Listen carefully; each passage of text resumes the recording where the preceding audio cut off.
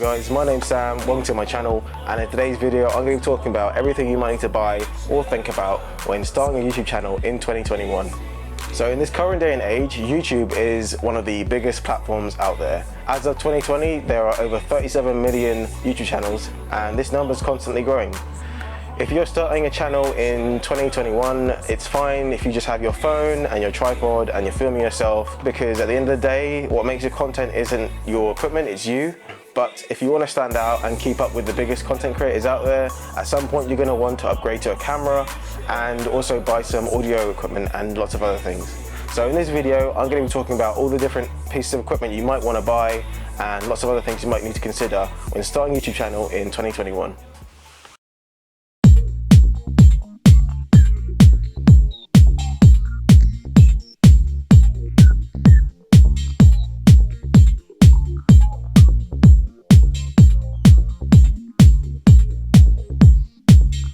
So the first thing I'm going to talk about is the camera. Now, there's probably too many cameras out there to talk about, and there probably isn't any one camera that matches everyone's requirements. But one of the main things you want to definitely consider when buying a camera is the resolution and frames per second. Now for resolution, most modern cameras will go up to 4K, but personally I don't think 4K is necessary for most people unless you're creating really high quality cinematic footage. 1080p is probably good enough. You know, no one's going to be really watching YouTube on a 60-inch TV or in the cinema. Most people are watching that sort of stuff on their phones or on their laptop, and personally 1080p is good enough for this. Alongside your resolution specs are your frames per second specs. So basically this is going to affect how smooth your footage looks, as well as determining what you can do in post-editing. Most footage that is filmed at normal speed, such as this footage you're watching now, is usually filmed between 24 frames per second and 30 frames per second. Anything above that will begin to look too smooth that it looks almost unrealistic. If you do your research, you'll find that 24 frames per second is what's regarded as looking cinematic, and that's what most content creators go for. Some people go for 30, I've actually gone for 30 frames per second as well. It's totally up to you. Now, when you might want to film in a higher frames per second, say 60 frames per second or 120 frames per second, this is when you want to create maybe some slow motion cinematic footage for your B-roll or whatever content you're creating.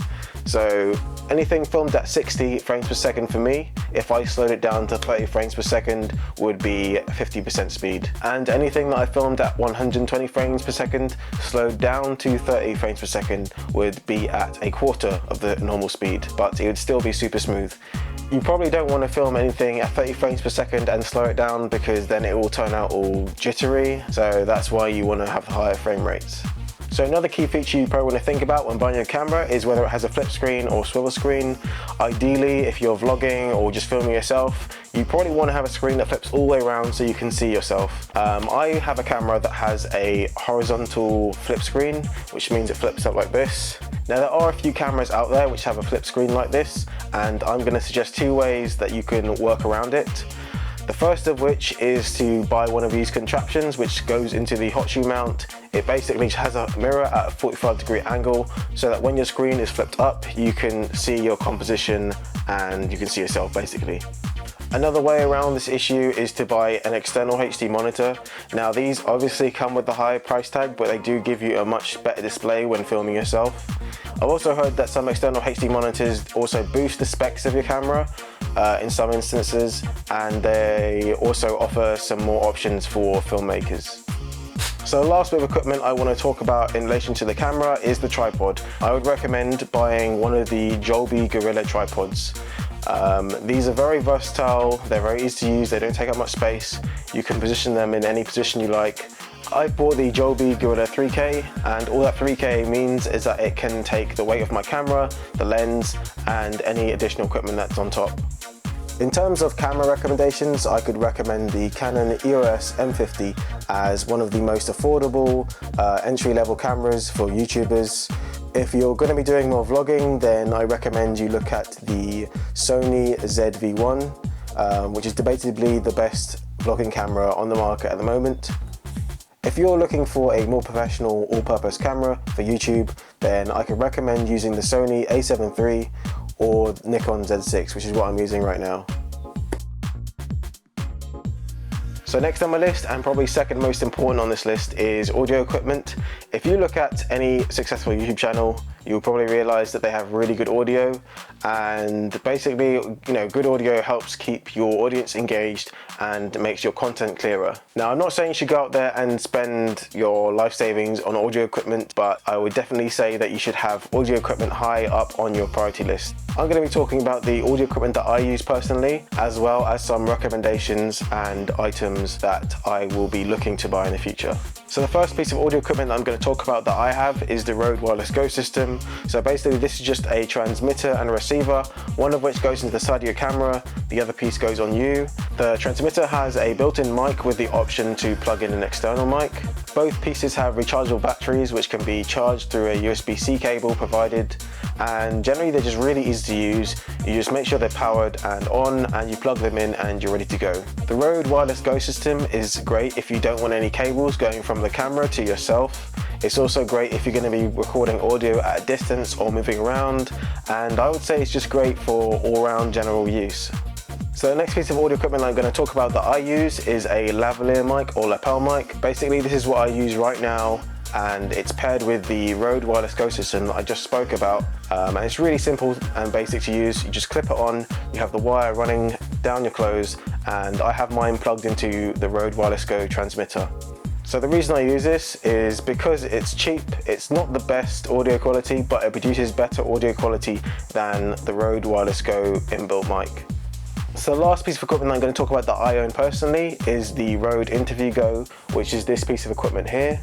So basically this item is not electronic in any way, it's just an adapter that can be paired with the Rode Wireless Go system. You take the transmitter, you slot it onto the top, put the cover on, and there you have a wireless interview mic. Now obviously the audio you get out of this piece is the same as the inbuilt mic from the Rode Wireless Go system, so it's not the highest quality, but it's definitely usable. So I'm quickly going to demonstrate the difference in audio quality between the camera's inbuilt mic, the lavalier mic that I'm using, the Rode Wireless Go system, and the Rode Wireless Go with the Rode Interview Go. So first off is the camera's inbuilt mic. It's not terrible. Why the fuck you lying? But it's probably not the best for YouTube. But yeah, this is what it sounds like, and make your own judgment. So second, we have the lavalier mic that I'm using. I've been using it throughout this whole video, so you probably have a good demonstration of what it sounds like. So third, we have the Rode Wireless Go system. This is the inbuilt mic on the Rode Wireless Go. It's not terrible, but it's not the best. So yeah, this is what it sounds like.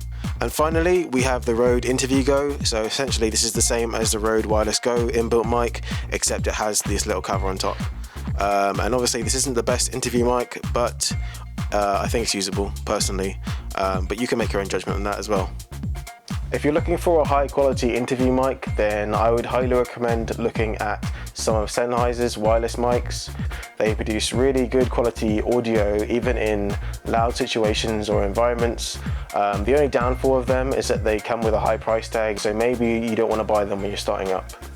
Another kind of microphone option to use are shotgun mics. These are typically attached to the top of your camera, and the majority are built to pick up directional sound from the front whilst cancelling out sound from the sides or back.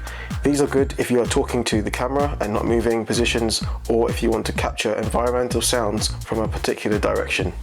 Alternatively, if you're looking for a high quality mic when talking to the camera, or for your interviews or for your podcast, I would highly recommend looking at purchasing a Blue Yeti. I've seen loads of reviews about this mic and watched loads of YouTube videos on it, and honestly the audio quality seems really good for the price you pay. It's around the £100 mark. With this mic you can record audio independently from your camera, but you also have the option to plug it into the side of your camera using a 3.5mm jack cable. So that's all the audio equipment that I use, as well as my recommendations. Obviously you don't have to use any of these if you really don't want to, or if you don't think they match your needs, but they're just what I suggest if you're just starting out. So next on my list is lighting. So I'm not going to go into too much detail about this one, but basically it will be determined by how much space you have and how you want to look in your videos. I've just got one softbox which is positioned directly behind the camera facing myself, but I know a lot of YouTubers who will prefer to use a ring light, or some people will prefer to use a combination of one ring light and a softbox, or some people will just use two softboxes. Honestly, there's no real right or wrong answer with this one. You can just use whatever lighting options works best for you. So whether that's a softbox or a ring light or umbrella light, you're free to choose. An additional piece of light equipment that I also have is a LED light, which I can mount on top of the hot shoe mount on my camera. And this just allows me to be able to add a bit more light to anything that I'm filming in the dark.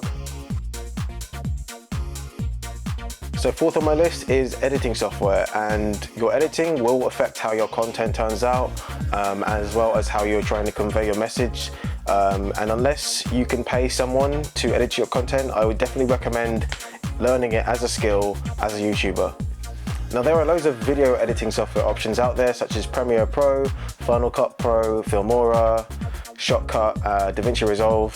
For me personally, I've gone for DaVinci Resolve because in comparison to other professional software, DaVinci Resolve is free and it allows me to do all the basic editing that I need to do, as well as potentially allowing me to learn all the complex editing effects later on. There is a paid version of DaVinci Resolve which offers a few more extra features, but from using the free version, I personally don't think I will need the paid version anytime soon. Another piece of software that you might want to think about getting is screen recording software, both for your phone and for your laptop. And the reason for that is when you're talking about something on camera, you might need to show it on the screen as reference. Personally, I use V-Recorder on my phone and I use Bandicam on my laptop.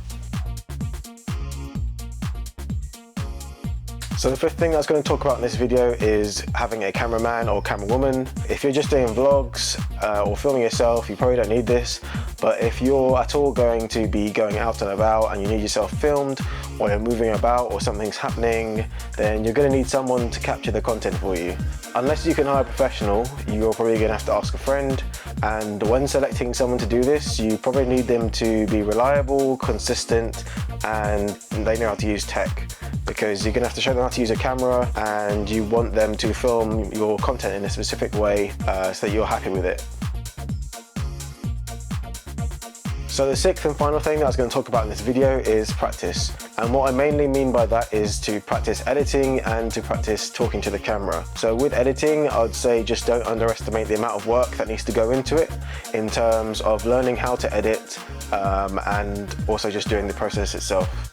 Even the basic editing thing can be quite tedious, although it's not difficult to just clip bits together and shorten certain segments. Adding any minor effects and checking that the music is right and checking your audio levels can sometimes be a tedious process, so be ready to put the time in.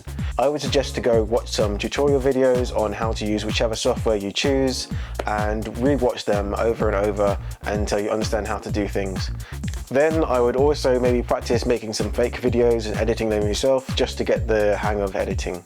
So in terms of talking to the camera, this one's more difficult. This one mainly just takes practice. I still haven't got the hang of it myself, but trying to be yourself while talking about something in front of a camera is a very strange experience, and it probably takes, I don't know, a lot of time to get the hang of it. So for that, again, I would say just maybe make some fake videos and talk about a subject. It doesn't have to be something that you'll post, it's just to help you get comfortable in front of the camera. It's very different to talking to a real person in real life, because obviously the camera can't talk back, but it's just something you probably have to get used to. And one thing I would advise is just to give yourself some time. Like, don't expect it to come out perfect, but don't be afraid to take as many takes as it will take to get something you're happy with. With everything that I mentioned in this video, you're probably going to have to save up quite a bit, as most of the key pieces of equipment don't come cheap. But don't let that stop you from starting. Work with what you have, even if that's just your phone, and buy things as you go along when you have the money. If you are about to start a YouTube channel or considering starting a YouTube channel and you found this video useful, please drop a like, a comment and subscribe, and I will hopefully see you in another video.